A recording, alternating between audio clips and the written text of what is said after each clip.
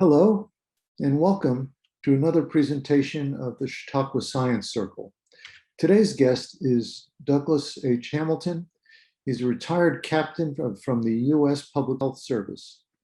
Dr. Hamilton received his PhD in 1982 in microbiology and his MD in 1984 from Vanderbilt University. Upon completion of a family practice residency at the University of Minnesota, he joined the U.S. Public Health Service. After 4 years of clinical practice with the Indian Health Service, he accepted a position as an Epidemic Intelligence Service, or EIS officer at the Centers for Disease Control and Prevention, the CDC.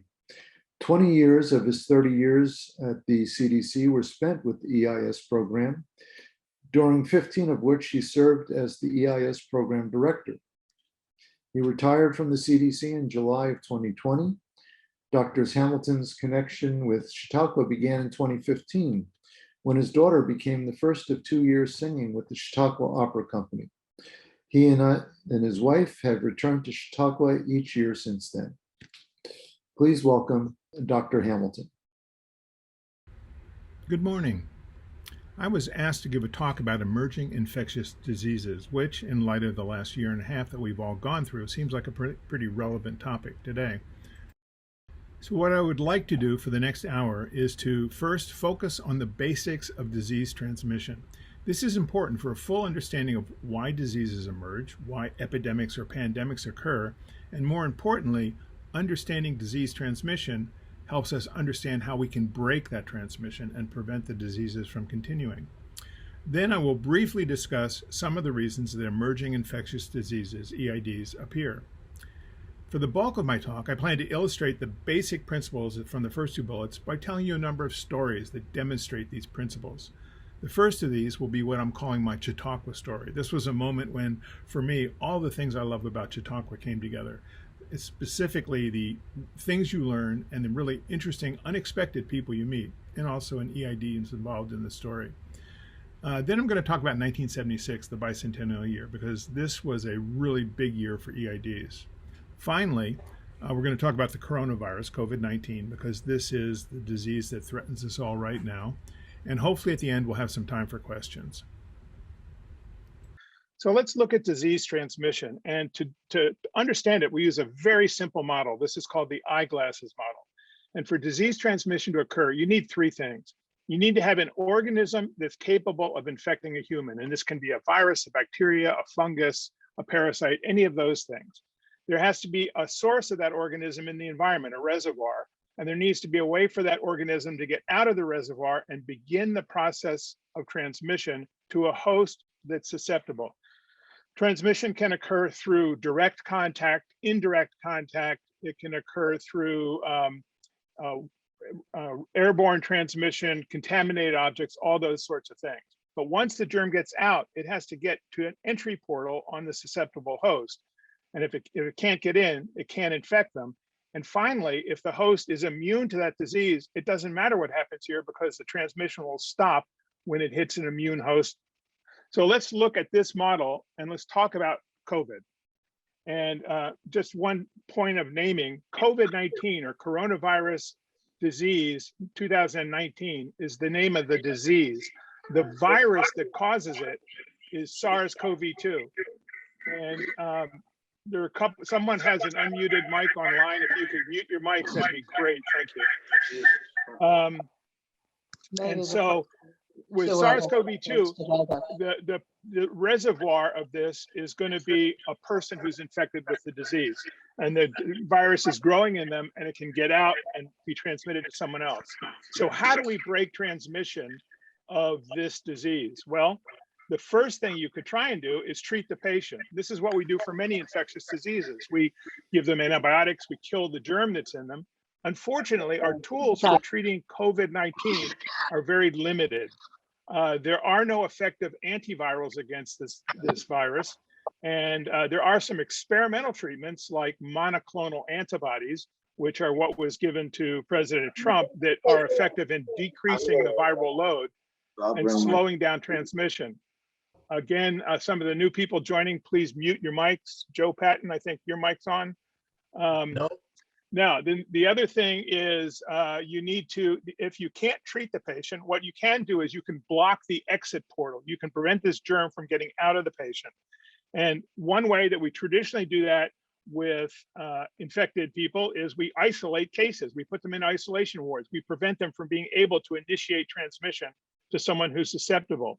Another thing that we've done and we do with COVID-19 is we find people who have been exposed to the case, and we call these people contacts, and we quarantine the contacts until we're sure that they're not also infected. Well, if these two things are not possible, another thing you can do is actually physically block the exit portal. And this is where something that we've all come to know and love is used, and that's face masks. Face masks, cloth face masks, are actually reasonably effective in blocking the virus from getting out from someone who's infected. That someone is coughing or breathing, the particles that get out are blocked by the face mask. Face masks are a little less effective at protecting the host at the entry portal because the small particles can slip around, but this blocks the stuff coming out at the beginning. Other ways to block the transmission are to try and interrupt it by social distancing. And I want to say one thing about social distancing and COVID.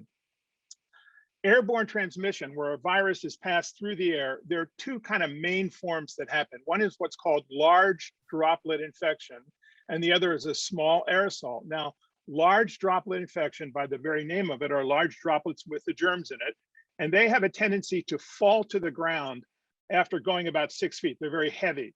So maintaining a social distance of 6 feet is very effective at protecting you from large droplets. There's another kind of a transmission, which is small droplet infections, which SARS actually, unfortunately, also uses. And those droplets stay suspended in the air for longer periods of time, and they can travel further. So social distancing is important. The 6 feet is important, but it's not the end all be all. Another thing to interrupt transmission we hear talked about is air filters or air exchange. We hear about trying to make sure there's adequate air exchange in the classrooms for our children so that you can flush out the infected air and bring in clean air. If all these things fail, then you can block the entry portal of the host. And to do that, we use what's called PPE, or personal protective equipment. And the form of PPE that we're most likely to come in contact with is the respirators. These are much more stout masks that cover your nose and mouth, and they can actually filter out the air that's coming into you. And these, you'll see them as N95 respirators are what we would purchase. The other thing in hospitals, PPE includes things like goggles, gloves, gowns, anything to keep the germ off the person. Because in addition, the main way of transmission of COVID-19 is breathing it in, it's respiratory. But if you get the germ on your hands and then you scratch your nose or rub your eyes, you can actually directly transmit the germs to your mucous membranes. That's one of the reasons that hand hygiene is so important in this disease. And finally, if all these things fail and the germ gets to the host, if the host is not susceptible, then it's a dead end. The infection transmission stops there because the host won't grow the virus. And that's why vaccination is so important. If we can make people immune to this virus, we can break the cycle of transmission. So now I'd like to take just 1 minute to talk about why do diseases emerge, what makes this happen, and I'm going to use the eyeglasses model again here. And so diseases emerge because one of three things happens. First, there's a change in the organism or the reservoir, and by that I mean the organism adapts to a new host, a new environment, it's able to grow in a different condition. This typically occurs through the process of mutation. This is very common in viruses. And one of the types of adaptation that we see a lot today, unfortunately, is the development of antibiotic resistance. Many germs that are normally susceptible to our common antibiotics, if they develop resistance, then they emerge as a much more serious infection. Example here would be tuberculosis. Garden variety tuberculosis is fairly easily treated, but over the years, tuberculosis strains have become resistant to single drugs, to multiple drugs, and there are even a few rare strains that are extremely drug resistant, the XDR strains, some are resistant to all antibiotics that we have, which is a real problem. In addition to the organism, the reservoir could change. There could be new reservoirs, new hosts for these things to grow in.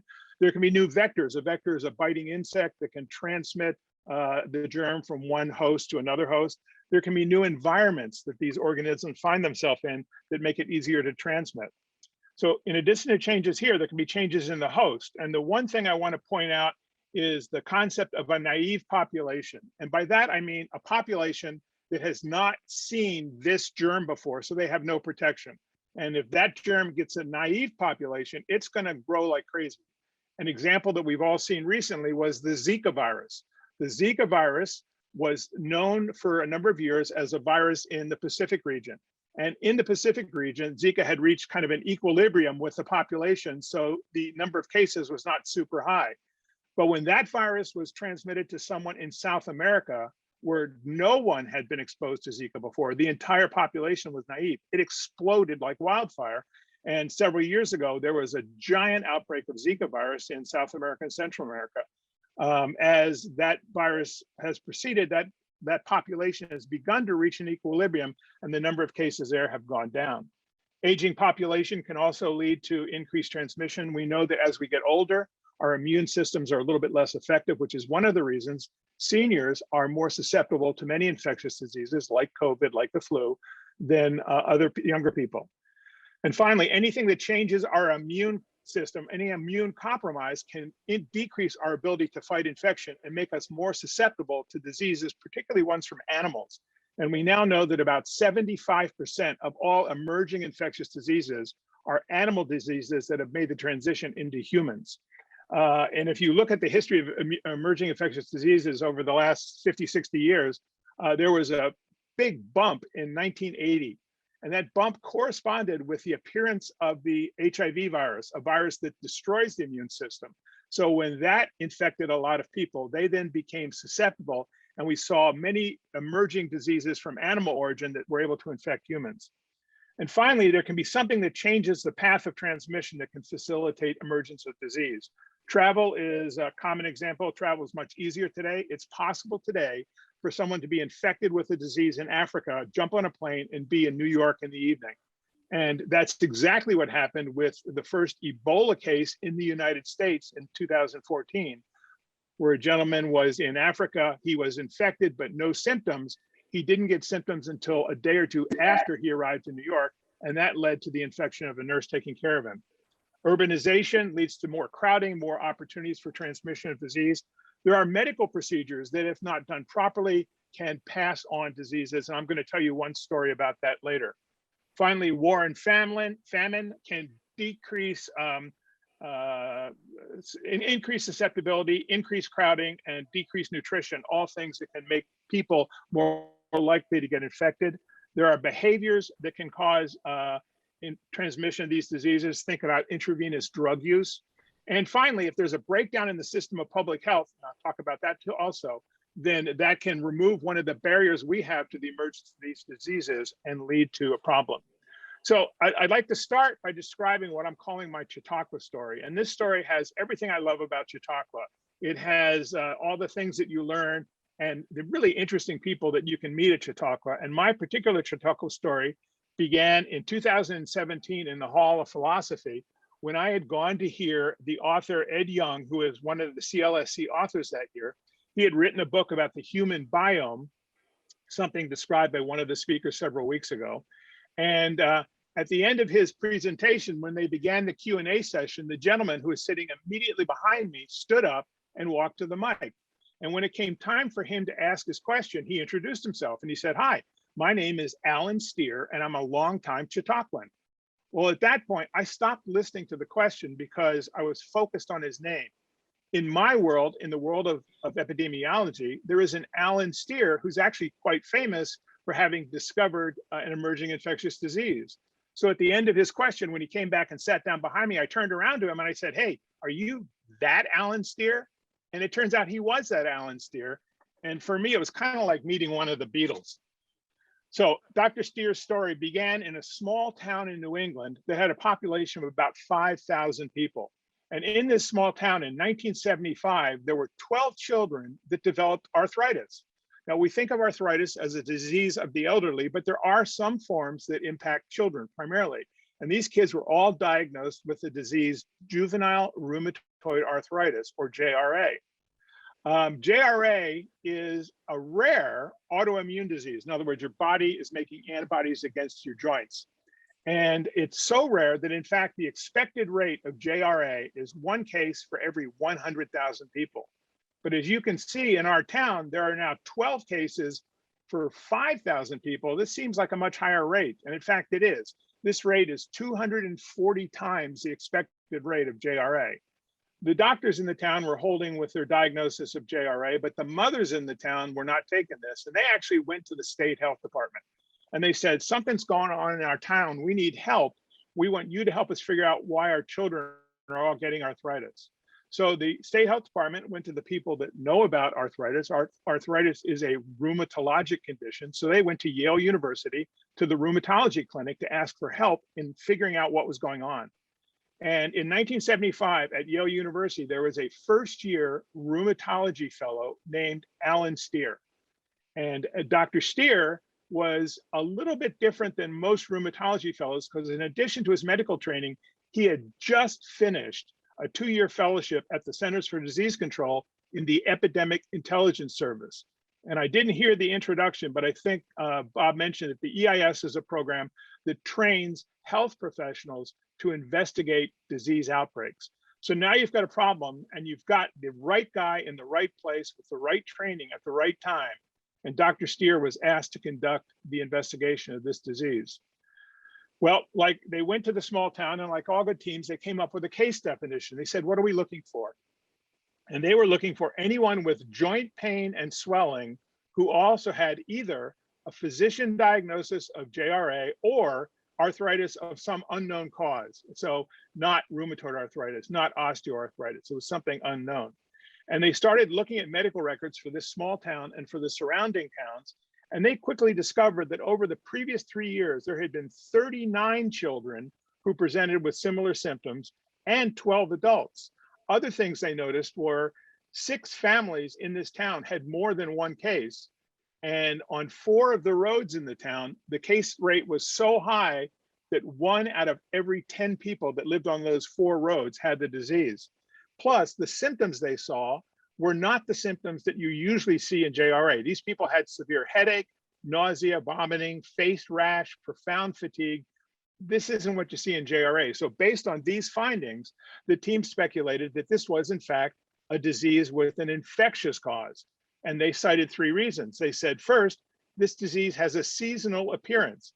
It occurs mostly between June and October.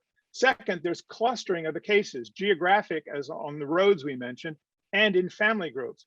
And with autoimmune diseases, you don't usually see either of these factors. And finally, the symptoms were different from JRA. So they got samples from the people in this town and they sent them to the lab looking for any kind of infectious cause that might cause an arthritis. And all of the cultures for bacteria and viruses were negative. They also did the standard test that you would do for arthritis, for JRA. Those were also negative. So at this point, the investigators concluded that this was infectious. And based on a couple of factors, they suspected that this was being passed by a tick vector. In other words, a tick was biting someone and passing the germ. Now, why did they think that? Well, a couple of reasons. First, the majority of the cases lived in wooded areas, areas where you'd be more likely to be exposed to ticks.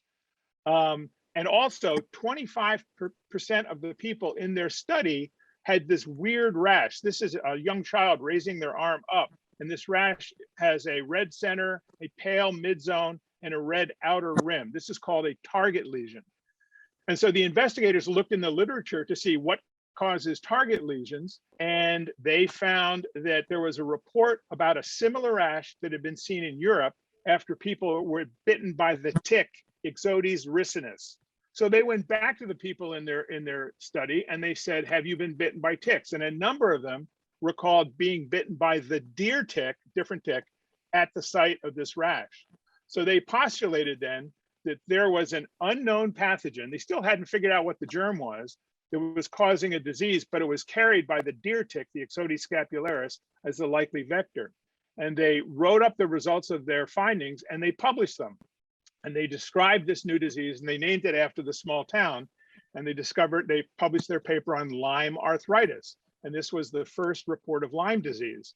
And the interesting thing about this is they still didn't know what caused it when they published it, but this is based on their epidemiologic findings. About 6 years later, a researcher in the Rocky Mountain labs identified a previously unknown bacteria isolated from the deer tick that was shown to interact with serum from these patients and was the agent that causes Lyme disease. Well, now I want to switch from Chautauqua and move back a little further in time to 1976, the year of the American bicentennial, which was a great year for EIDs, or as one author writing about EIDs said, it was the year of living dangerously. Now, before I talk about the specific diseases from 76, I want to talk a little bit, well, if you were to ask a public health person, what are you worried about as the next big pandemic or next big epidemic? They wouldn't say things like Zika or the Andromeda strain or cholera. They would all probably say influenza, although after this last year and a half, they may also say coronaviruses. Because influenza is so important in pandemics, I want to spend a minute and just talk about the biology of influenza. So bear with me, there are very few bio slides, but this will be one of them. This is a model of the influenza virus, and there are 4 things I want to point out to you on this model. First, influenza is an enveloped virus. In other words, it has a membrane that surrounds it. It's basically a little baggie that's full of nucleic acids and proteins, and then sticking through that baggie on the surface are a number of proteins, several of which are very important. One of them is the hemagglutinin, or the H protein. This protein is responsible for the ability of influenza to stick to the right target cell. And once it sticks to the target cell, the influenza virus merges with the cell membrane, and all the virus contents are released into the cell, allowing the virus to replicate. And then once the virus is done replicating, when it wants to release new viruses, they bud off of the cell. And the fusion with the cell and the budding are mediated by a protein called the neuraminidase, or N protein. And in influenza, there are 18 different kinds of H protein and 11 kinds of N protein. And these viruses, you'll see them named by these 2 proteins. So for example, in 1918, there was a worldwide pandemic of influenza that killed between 50 and 100 million people, based on which sources you read. And that virus was caused by an H1N1 strain of influenza of pig or swine origin. In 1976, the year we're looking at, the predominant community strain of influenza was H3N2, and those names are going to be important in just a minute. The 4th thing I want to point out about influenza that's very important is the genetic material in the middle. Most viruses have a single piece of genetic material, whether it's RNA or DNA. Influenza is different than most viruses in that it has 8 distinct pieces of genetic material inside. And this can be a real problem. And why is this a real problem? Well, most influenzas are species specific. So human influenzas infect humans, avian influenzas infect birds, swine influenzas infect pigs, and generally they stick to their species, but they can sometimes cross species. And the pig is easily infected with all 3 kinds. So the pig is kind of like a little incubator. So if a pig is infected with a swine influenza and a human influenza at the same time, as those influenzas reproduce and then release their material to the environment, sometimes the virus will pick up the wrong RNA pieces. It'll pick up the swine pieces it's supposed to pick up, and it may pick up a few human pieces. And that means that the virus that's being released is different. It's a 3rd virus. It's a mixture of the first 2. And this can be a real problem. So here's the nightmare scenario. The nightmare scenario is there's a pig that's infected with a swine influenza that is very virulent. It makes you very, very sick. But because it's a swine virus, it doesn't infect humans. If that pig is infected at the same time with a human virus, may not make you very sick, but it's very communicable. Some of the viruses that are released may contain pieces of both. And if the virus that is released contains the virulence or pathogenicity of the swine virus and combines that with the transmissibility or the infectiousness of the human virus, then we've got a real problem. And that is probably what happened in 1918. That virus was of swine origin, and it was a mixture of a swine and human virus. So let's fast forward back to 76 and let's talk about what happened there. In 1976, in February, at Fort Dix, New Jersey, this was a training base for the Army. On February 4th, a private David Lewis and his platoon were about to begin a 5-mile evening march.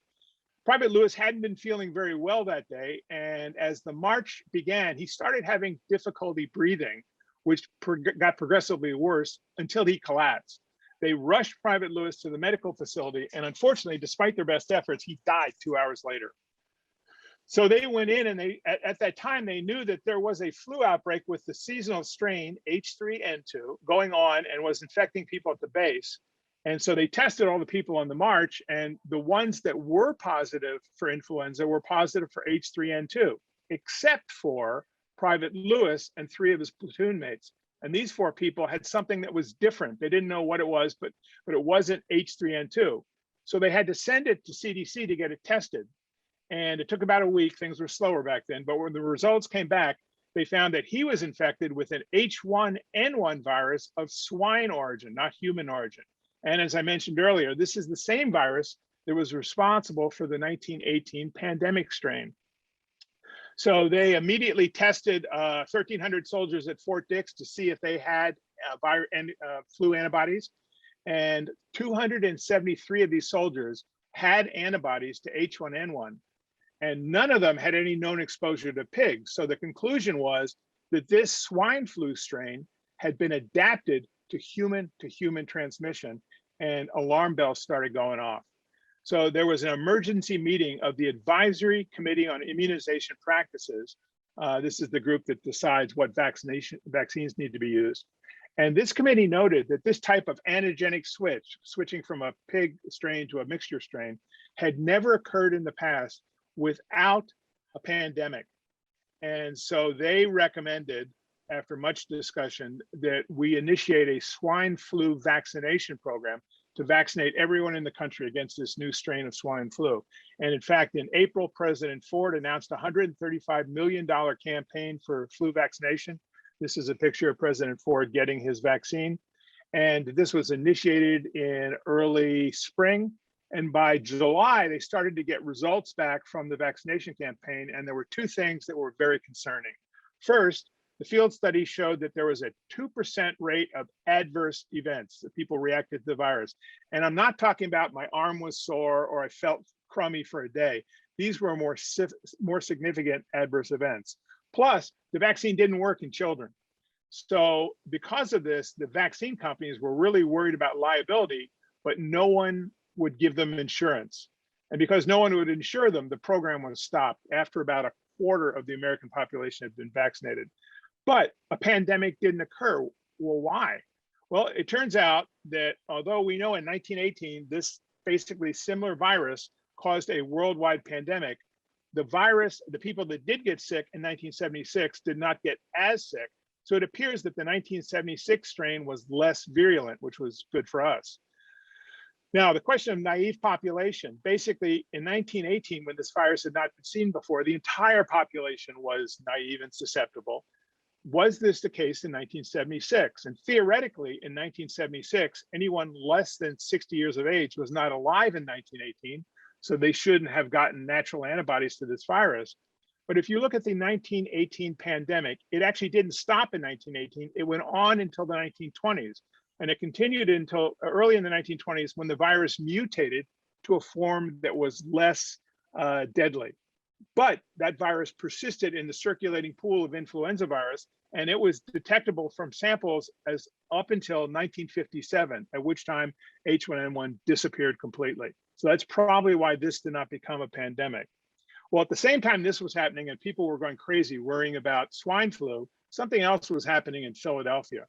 And in August of 76, a Veterans Hospital nurse in Philadelphia called, someone just needs to mute, a Veterans Hospital nurse in Philadelphia called the CDC to report 2 cases of a very severe pneumonia in veterans who had attended a convention in Philadelphia a week and a half before. And that convention was held from July 21st to 24th at the Bellevue Stratford Hotel in Philadelphia. CDC immediately called the state and local health departments who had been working on this already. And they found out in subsequent conversations that the health departments had identified 18 people who had gone to this conference and had died from pneumonia between the July 26th and August 2nd. They continued to look for cases, and by the next day, they had identified 71 additional cases of respiratory illness in people who'd gone to this conference. And the symptoms they had were fever, chills, headache, dry cough, and muscle pain. Symptoms that are really compatible with swine flu. So when this report came into CDC had a war room set up to monitor the country for any outbreaks of pneumonia that might suggest that the swine flu was coming back. And when the call came in, the desk officer apparently stood up and yelled to his fellow workers, "This is it, the swine flu's here." And they immediately sent teams to Philadelphia and Harrisburg to help the state and local health departments with their investigation. And because the disease had been only seen so far in people who'd been to the conference, they focused on attendees. And they were able to identify 115 suspect cases and 20 deaths in people who'd been at this conference 2 weeks earlier. The patients, when they tested them, had antibodies against H1N1. So they thought, well, this is swine flu. They've been infected with H1N1. But a lot of these guys were World War II vets, were old enough to have been infected naturally. So they did lab tests looking for not only flu virus, but all the other things that can cause pneumonia. And those tests were all negative. So they're back to ground zero. So they did an epidemiologic study where they did what's called a case control study. The case control study is where you take people who are sick, the cases, and you compare them to similar people who didn't get sick, the controls, and you see what's different between those two groups.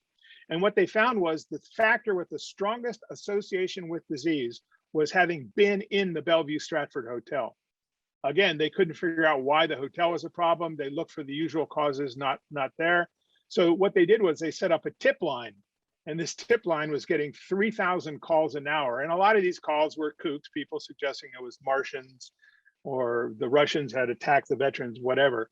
But a couple of calls were really helpful. And one of the calls was from a gentleman who called in to say that he had been at a conference at that hotel 2 years earlier with the Oddfellows Society, and several of his friends had gotten sick with a similar disease. So investigators went back and looked at the records of that conference, and they confirmed that at that conference, there were 20 people who had a very similar clinical picture, and 3 of them had died. The reason it came to the attention of public health authorities 2 years later was the numbers were much higher. So they went back and they cultured every surface they could think of in this hotel, and they still could not find a cause for this disease. Well, in about December of that year, investigators at CDC were starting to look for other causes, and one of the things they decided to look for was Q fever. Q fever is a bacterial disease, but the Q fever bacterium is a little different than regular bacterium. Most bacteria, you can grow them on an agar plate in a laboratory if you put the right nutrients in. Q fever and a couple others won't grow that way. They will only grow inside the target cell. So the way you culture those bacteria, is to inject samples into eggs and have them grow in the egg. And because regular bacteria can grow in the eggs, they typically put antibiotics in there to kill the bacteria that are growing outside the cells, but the bacteria that get into the cells and replicate there can grow fine. Well, right before Christmas, the main investigator was checking his samples, and it looked like he had problems with contamination. And contamination is a real problem with this technique. But when he looked at the samples that were contaminated, it turns out only the samples from the outbreak patients were contaminated, not the control samples. So he saw a couple bacteria in them, but he wasn't sure. So he went back and he repeated the experiment. And this time he left out the antibiotics to suppress normal bacteria. And this time there were clumps of bacteria. This is a gram stain. Clumps of this pink staining gram-negative bacteria that when they tested it against antisera from patients, it was positive. This was the bacteria that causes Legionnaires disease, and they named it after the Legionnaires, Legionella pneumophila. And this bacteria grows in stagnant water.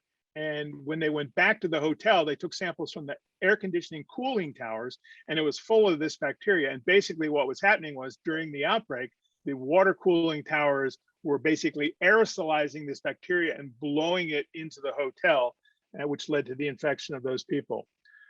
So now I want to move in 76, again in August, to Yambuku, Zaire. And in this small town, there was a small mission hospital shown here in the picture, run by Belgian nuns. This hospital had about 120 beds, a staff of 17, and they saw about 60,000 patients a year. They provided medical care for the entire district.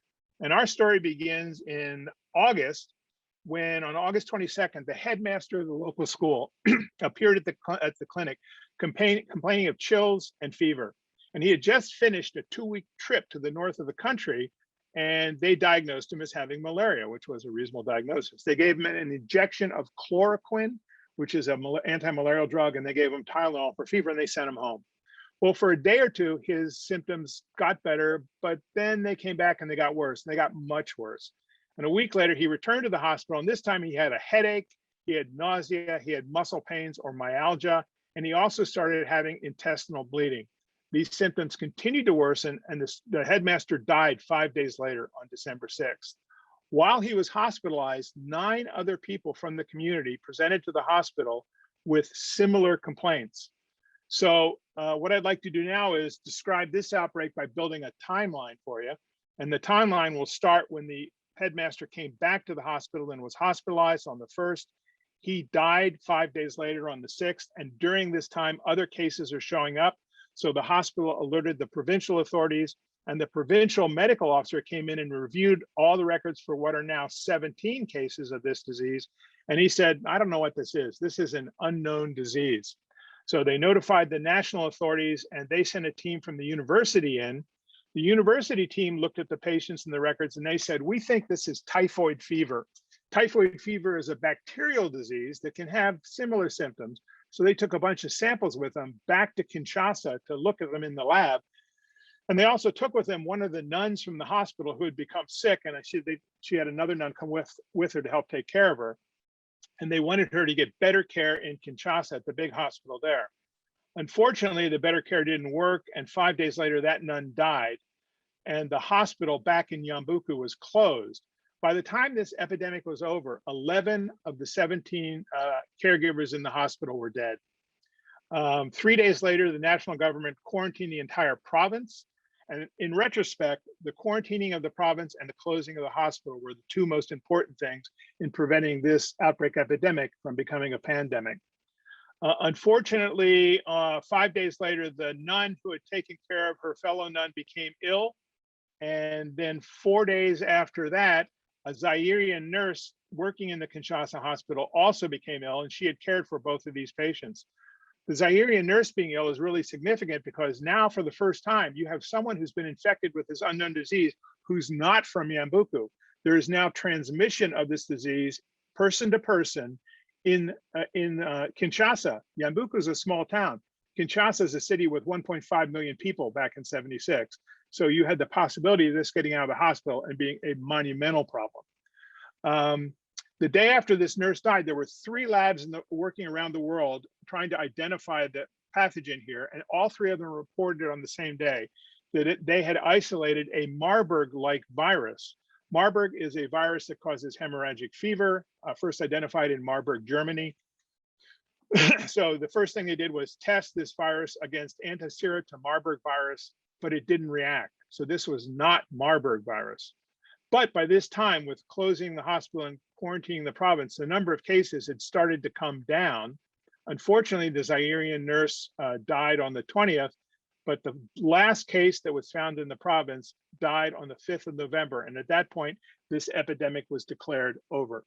So what were the numbers from this epidemic? Well, over the course of the epidemic, 318 probable or confirmed cases were identified, and 280 of these people died. This is a case fatality rate of 88%, which is really high. Of the 250 villages near Yambuku, 55 of them had active cases at one point in their villages. They had identified this new virus. It's a filovirus. Philo means filamentous or thread-like virus. It looked a lot like Marburg, but it wasn't Marburg. When they looked at risk factors for disease in their EPI study, they found that there were 2 predominant risk factors. One was exposure to the hospital, and the second was women were at higher risk, especially pregnant women.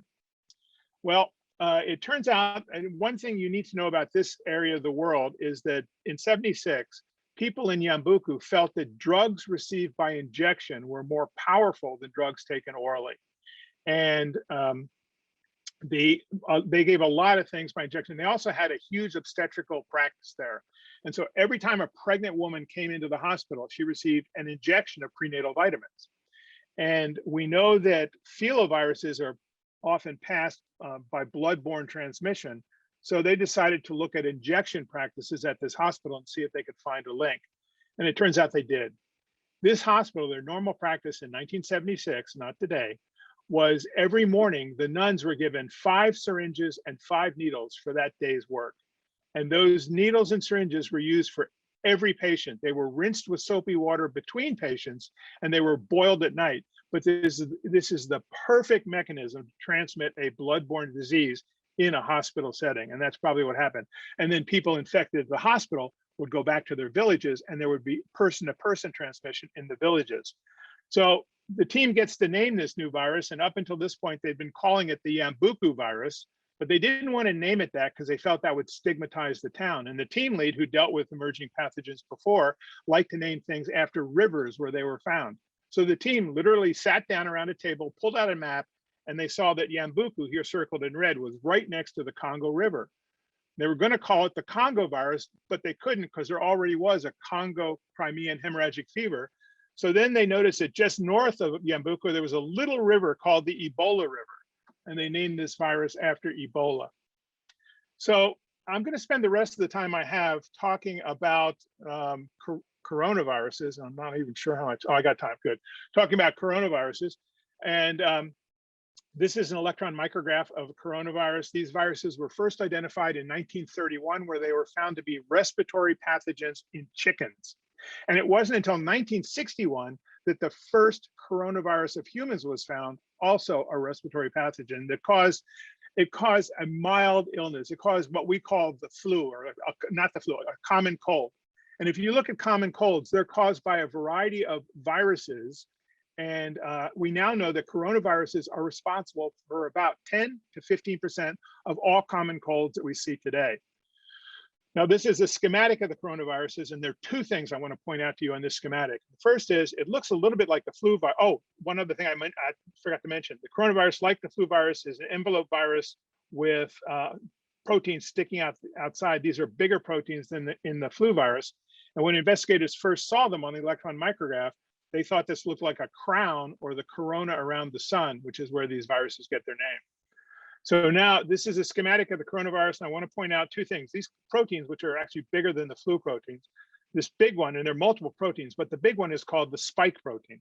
And the spike protein is responsible for 2 things. It's responsible for binding to the target cell and for mediating fusion and budding from the target cell. The spike protein is what our vaccines are targeting. And the spike protein is what changes in the different strains. The spike protein of the Delta variant is different than the original spike protein. The other thing I want to point out about the coronavirus is the genome is a single piece of RNA. So coronaviruses do, and as we have seen, they do mutate, but they're much more stable than the influenza virus, which is good news. Now, what I'm going to show you now is called a phylogenetic tree. And this is basically just a map. And it's a map that shows the difference between different viruses based on their genetic structure.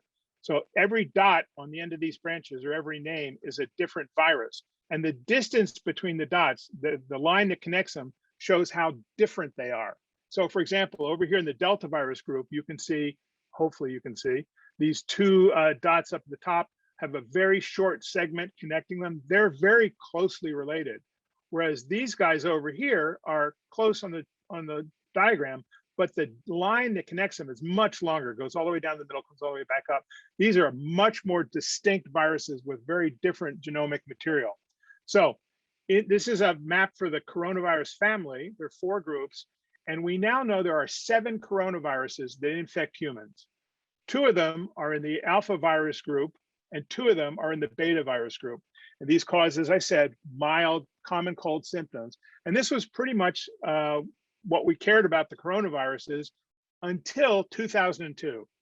And in 2002, a previously unknown respiratory disease initially appeared in China. And this disease was identified as a new member of the coronavirus beta group. And because it was such a severe disease, it was called severe acute respiratory syndrome coronavirus. And the Chinese public health authorities, when this first happened, were initially very reluctant to share information about this virus with the world community. Sound familiar? And unfortunately, this led to the spread of this virus to 29 other countries, and it eventually infected about 9,000 people, of which 813 of these people died. Fortunately, Aggressive public health intervention was able to prevent this epidemic from becoming a pandemic. Well, that was 2002. In 2012, things were quiet until then when another very severe coronavirus infection, also in the beta group, appeared. And this appeared in the Middle East. And this was called Middle East Respiratory Syndrome. And this was primarily a disease passed to humans from camels. And fortunately, this disease does not pass effectively between humans. So this never became the problem that SARS became. Things were quiet again, but our luck finally ran out in November of 2019 with the appearance of SARS-CoV-2.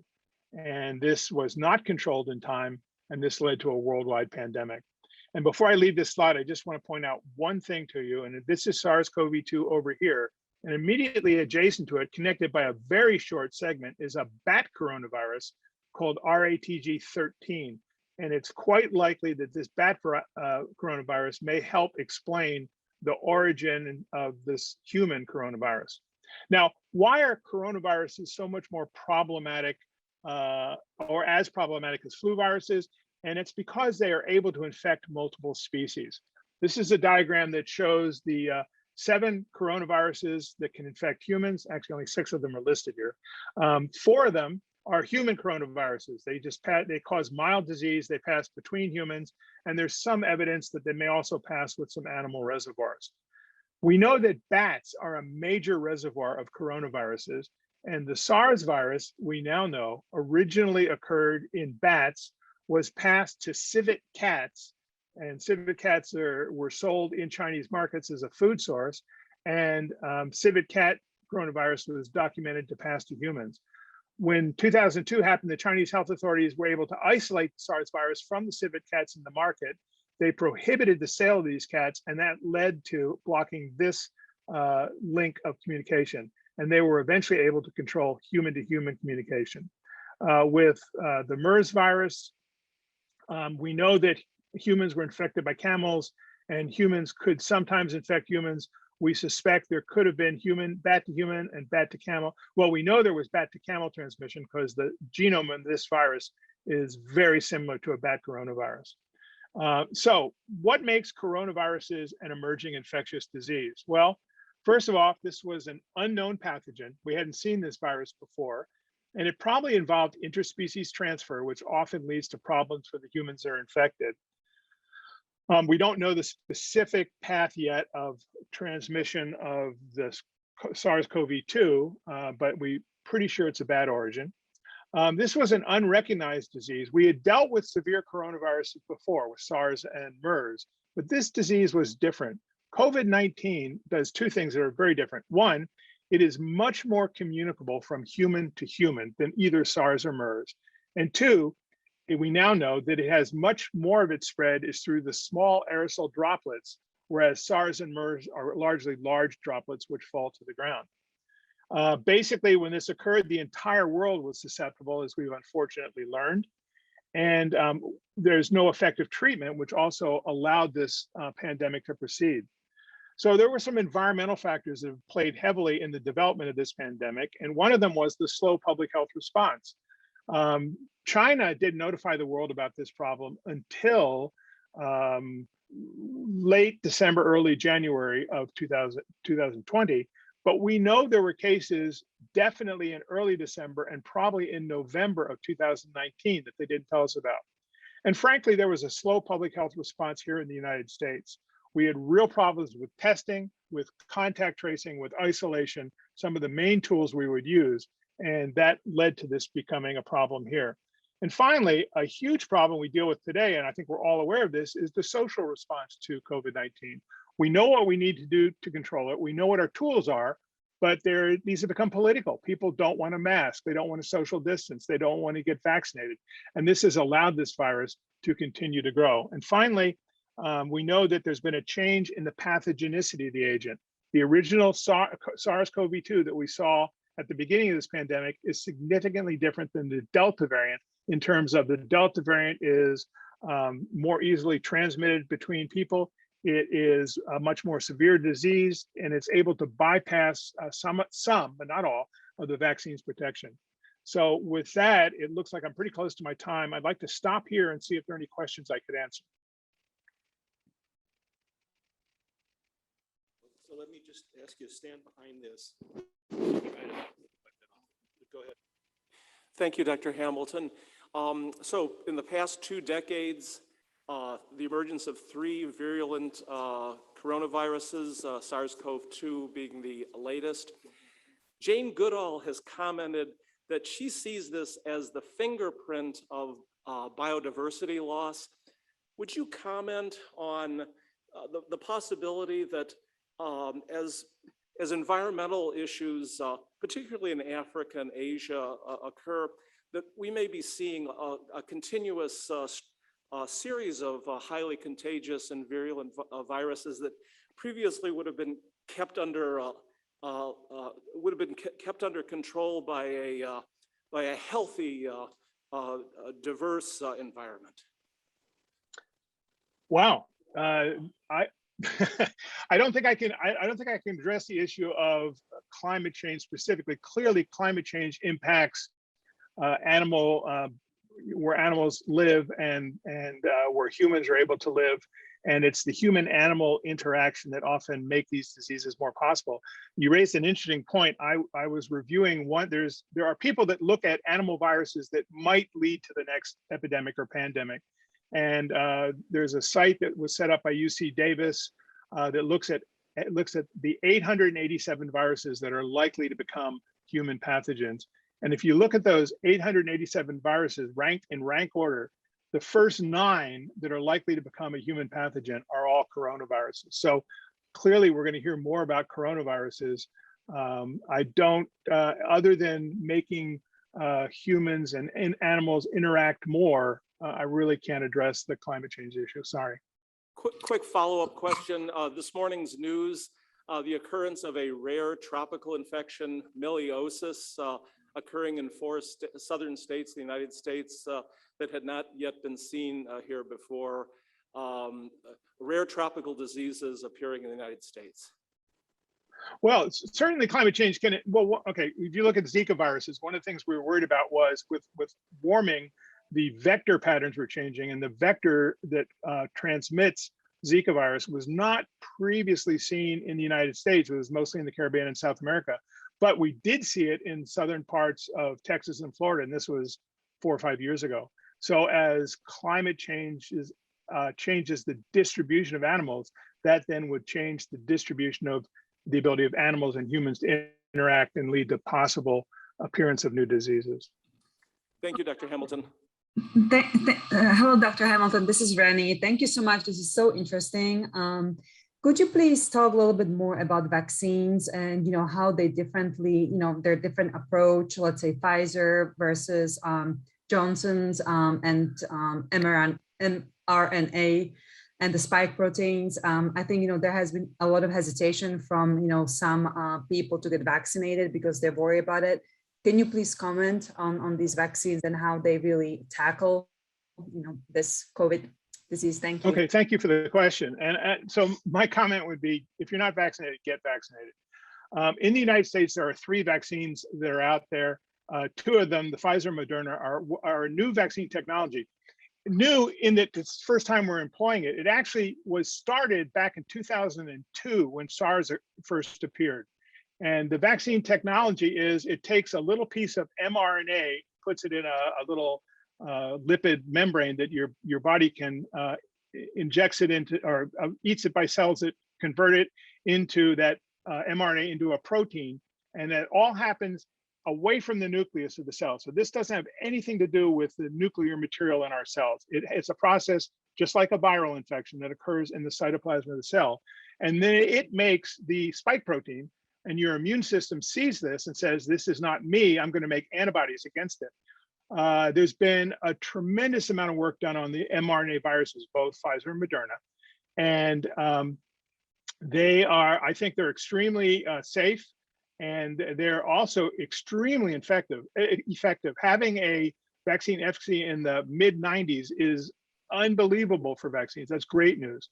Now, the Johnson & Johnson vaccine uses a different technique. It uses a viral vector. It uses an adenovirus that can infect people but don't make you sick, and it attaches the protein from the information for the protein for the coronaviruses. I personally think the mRNA viruses should be used without hesitation. Over.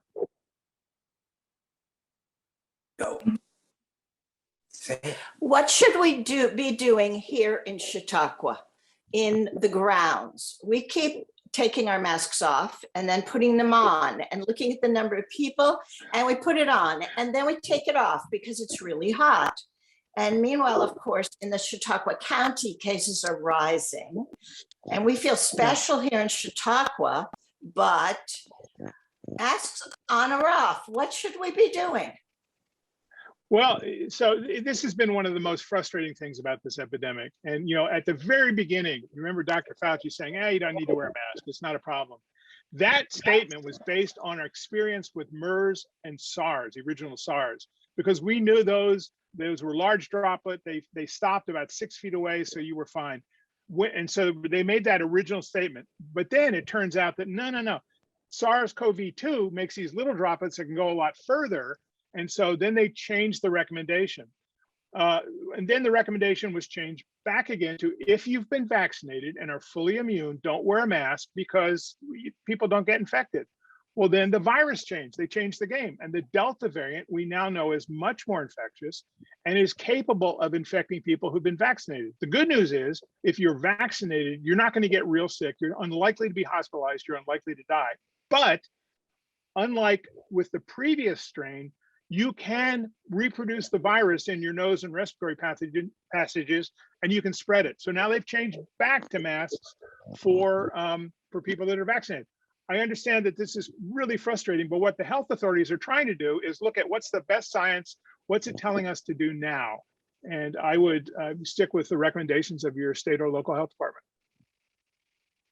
But thanks for the question.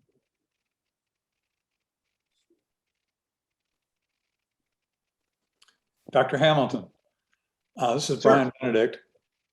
You hear a lot of comments in the news, the people that don't want to wear a mask saying that the virus particles are so small that they will pass right through a mask. But I'm assuming that people don't shed individual virus particles, they shed droplets, which are large enough to be trapped by some of the masks. Is that correct? Or? Yeah, I mean, that's exactly right. Thank you.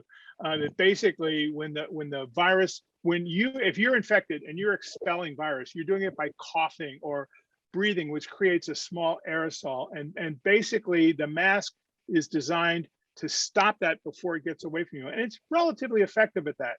What it's not as effective at is if you're not infected and you're wearing a cloth mask, the virus particles, if they're floating on the air, can get over that thing over your nose or around the side. So that's why the N95 respirators, which fit tightly and do filter out those particles, are most effective. But you're correct. It's the utility of the mask is to prevent those particles that are generated when you cough, sneeze, and breathe. Thank you. Could the people who are zooming in please put their questions into the chat box so that we could alternate back and forth and the people here live could speak, and let Mary be the next speaker. This is a question about schools. My granddaughter is going to be starting in 9th grade into a new school in Colorado. Her parents are very worried, and school starts in a couple of weeks because the school has stated that none of the teachers or none of the students need to be vaccinated, and they are not going to have a requirement for masks. My granddaughter has been vaccinated. She's 14, but her parents are very disturbed by this school's response, and they're considering switching schools for her. Can you comment on that?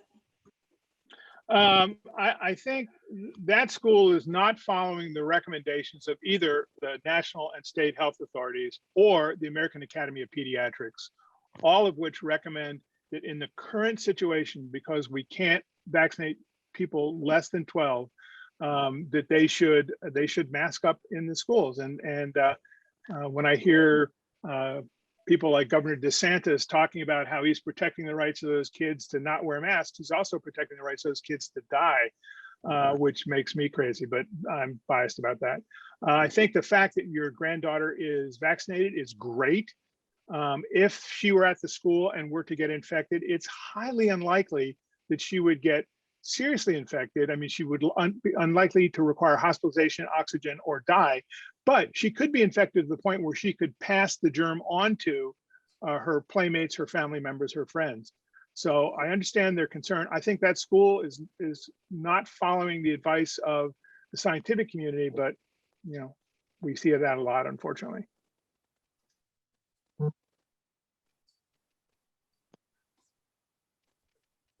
Brian, will you unmute and ask your question? Hi, this is Brian Benedict again. This is a somewhat common question, a little bit politically charged. Gee, thanks. Do you believe that this probably originated as a wild virus from bats, or is there evidence that this may have come from a lab in Wuhan? Yeah, that's a great question. It's one that people ask all the time. So let me give you three potential scenarios that you'll hear about. One is that this was someone got infected by a bat or some other animal in the wild and then passed it on their friends. It began that way. Other people say, wait a minute, there's this lab in Wuhan that is doing research on coronaviruses, and it came from that lab. And then the people that are super paranoid will say, yeah, they did that on purpose, that they modified this virus to make it more pathogenic. I suspect that answers one or two are possible. We don't know which. Number one, that someone got infected in the wild because the RATG13 virus, which is a bat virus, is 96.8 identical to SARS-CoV-8. And it's possible that someone got infected with a modified form of that virus. It's also possible that someone in the lab, working in the lab with the virus on these normal studies, got infected, then went home and infected their neighbors. Personally, I think that's probably the more likely scenario. But either scenario is possible. Do I think that this was a manufactured or a manipulated virus in the lab? And the answer to that is I don't think so. There was a paper published in Nature that went over great detail about the genome of this virus, and all of the fingerprints that you would look for in a genome that indicate genetic manipulation had taken place were not visible in this virus. So, and there are some people that dispute that claim, but I don't think this was a release of a modified virus. I think it was probably someone screwed up in the lab and got infected and carried it home. And that's one of the reasons the authorities are not sharing the information with us. Over. One more question. Well, my question. I could barely hear you, Bob. Just ask. Okay, my question is kind of twofold. First of all, we've seen a decline in the rate of infection in Britain. And is that just because of the vaccine? You know, they have a higher percentage of people being vaccinated. And then mainly I wanted to ask, what do you see as the mutation of the current Delta variant, where that's going? So in Britain, I actually am not aware of exactly what's going on in Britain. I assume if they have a high vaccination rate, that's probably the single most important thing we can do to limit spread of this disease. And I'm guessing they also have problems with the Delta variant. If the question about where the Delta variant's going, we've seen that the Delta variant is a significant escalation in the ability of this virus to infect people. And one of the problems is viruses change by mutation, and to mutate, you have to replicate. So the more people that get infected, that's more opportunities for that virus to select out a mutation that is more advantageous to the virus. So if we can control the number of people that are infected, we can decrease the opportunities for mutation and decrease the ability for a different form of the coronavirus to appear that would be more infectious. So again, England, I suspect vaccination, a huge part of that. And I think if we can get the numbers of people down, which is the only way we're going to do that is vaccination, we can prevent this from being a bigger problem. Thank you. Okay, let me announce next week's speaker. It's Dr. Jeanne Wachtowski. She chairs the epidemiology department at the University of Buffalo, and she'll be talking about lessons from the Women's Health Initiative, an important ongoing NIH cohort study. Please thank our speaker, Dr. Hamilton.